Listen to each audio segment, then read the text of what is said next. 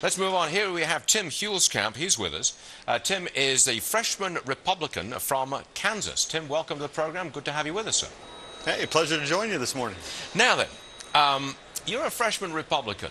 Are your people telling you, your constituents, are they saying to you, shut this thing down? We want you to shut the government down. Is that what you're saying? Stuart, there are some folks saying that, but what they recognize is there's a spending problem. And they recognize the only way we can bring Washington to bear and face their overspending problem is tackle this year's budget. But we are 47 days past when the House passed the budget, and the Senate has yet to act. Indeed, I listened to the President last night. He talked about a sense of urgency. 6 months ago is when the Democrats were supposed to do their budget.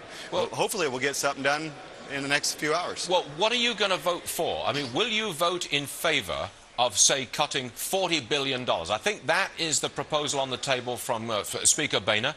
You in favor of that, or do you want more?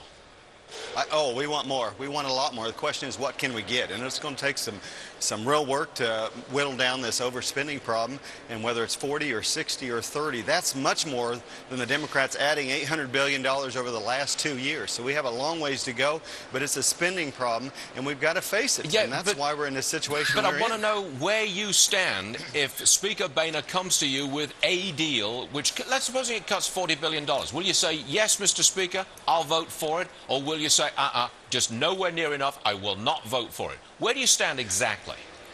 I'm looking for $61 billion, which is what the House passed. But there are a lot of things that hurt our economic growth, all the regulations coming out, particularly the EPA, numerous other places. That's on the table as well for discussion, because we've got to grow this economy.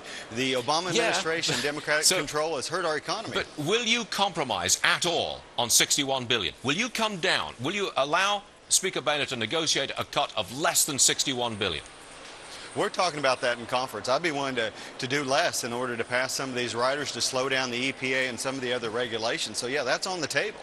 Our problem is getting the Senate to actually come to the table and negotiate. Do you think we're close to a deal, a workable deal?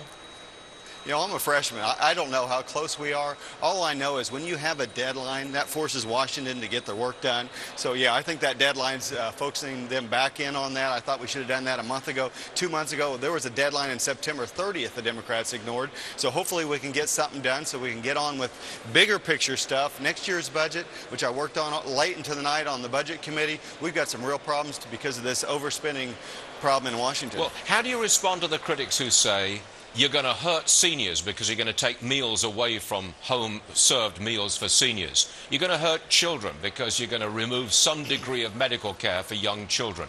All the way down the line, and you're going to hurt the military because they're not going to get paid on time. How do you respond to those critics? Well, the left's view is this, that Washington does everything.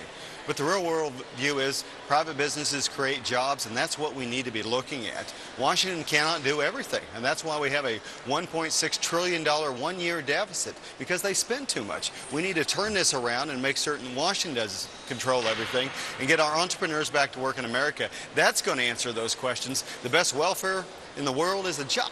We need to create jobs. Our next year's budget would create 1 million new jobs if we implemented that. Hold on a second.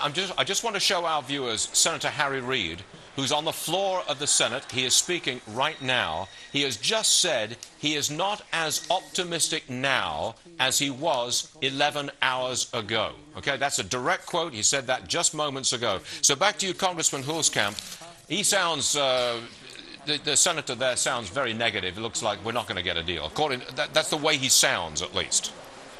Well, what is shameful is the political theater that's happening when people are trying to get back to work. We're trying to get this economy going again, and you have the president and the Senate willing to hold the whole government hostage in order to avoid some minimal cuts. We're just talking about a mere % of their deficits they created. So we have some work to do, and it's all about spending. We're going to avoid a shutdown, I hope, but it's on the backs of the president and Harry Reid, who are, again, we're supposed to have a budget done last September. So finally they're coming to the table 6 months later, but at least they're at the table. Okay. Congressman Tim Huelskamp, Republican, Kansas. Thanks for joining us, sir. We appreciate it. Thank you very much. Thank you, Stuart. Appreciate it. Let's get back to California.